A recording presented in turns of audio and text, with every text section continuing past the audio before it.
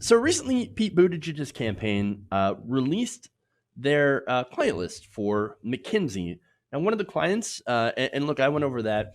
Uh, there was a lot of questionable clients, and then there was some not so questionable clients, at least originally, what I originally thought, as one of them happens to be the post office. So now, back in 2010, facing some financial problems due to the post office having to pre fund the retirement accounts of all their employees, which obviously landed them in the red. And that was pretty much the whole purpose of Republicans doing that. The agency decided that they had to try to make money somehow, so they hired private consultants to help them make money and save more money. Now, Pete Buttigieg was on that team of consultants as an employee with the McKinsey. Now, according to HuffPost, they went in and they did their consulting job, and they figured out where they could save money or make more money. And you wouldn't be surprised to find out that a lot of their suggestions ended up supporting cutting services and pushing privatization. Now, the Postal Service had implemented a number of recommendations from the 2010 report from McKinsey. Now, unsurprisingly, decisions that they made are now widely regarded as absolute failures.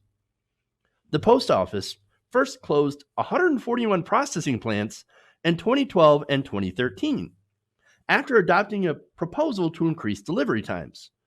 A 2018 audit from the Postal Service's regulatory body also found that the decision only reaped about 5% of the savings the private consultants projected it would.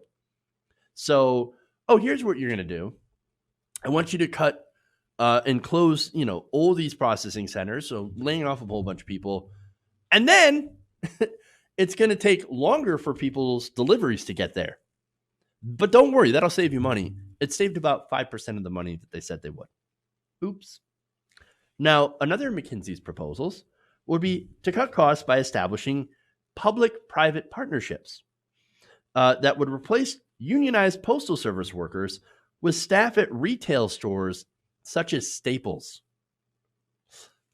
Now, that was another problem.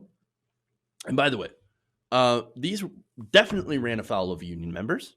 They were not happy about this at all, because here's the thing. Unionized postal workers make more than people at Staples. And so that was their entire way to save money, is to say, well, let's just go to paying people from Staples minimum wage instead of basically union benefit pay negotiated by the unions. So now, luckily, that swap ran into legal trouble with the NLRB, which ruled it a violation of the collective bargaining agreement between the union and the U.S. Postal Service. Yeah. Now, those decisions were disastrous. And so it didn't really help the post office, but it did momentarily inch it closer to privatization, which, of course, was the entire point by the Republicans and centrist Democrats putting it into financial peril in the first place. So now what's Pete Buttigieg's role in all this? Well, if you ask the Buttigieg campaign, they said, oh, no. Pete, he wasn't actually involved in the cost-cutting decisions. No. He was focused on raising revenue through products like greeting cards. Buttigieg greeting cards. Okay. Fascinating. In fact, he said this was Buttigieg's campaign, saying Pete was part of a team tasked with generating ideas to increase revenue, like selling greeting cards and increasing the use of flat rate boxes, and exploring new products to get more people to use the postal service and help make it more profitable. Again, it would be profitable. Okay, let me take that back, because the whole point of the post office is actually not to make profit, but to generate enough revenue for it to continue to fund itself, as it is not funded by the government.